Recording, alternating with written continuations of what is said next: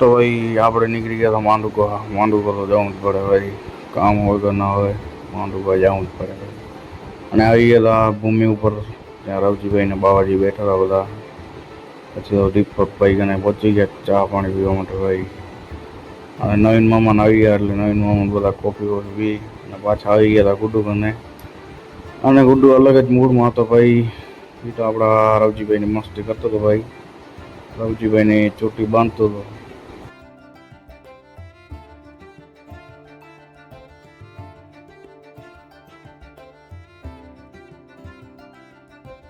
પછી સાંજના ટાઈમે વિશાલભાઈ આવી ગયા એટલે વિશાલભાઈ સાથે આપણે નીકળી ગયા ગામમાં ભાઈ. એકાદો ગામમાં આંટો મારીને પછી આપણે જગ્ગુભાઈ કને પહોંચી ગયા ચા પીવા માટે ભાઈ.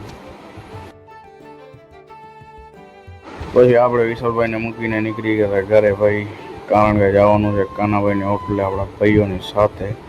એટલે ઘરે પહોંચીને મસ્ત મજાને જમી કરીને પછી ભાઈઓ સાથે નીકળી ગયા હતા ભાઈ. આપણી સાથે હતા અક્ષયભાઈ, દેવભાઈ અને અશ્વિનભાઈ. અને કાનાભાઈ સાઈડમાં બેઠેલા છે, એ આપણે દેખાશે નહીં ભાઈ.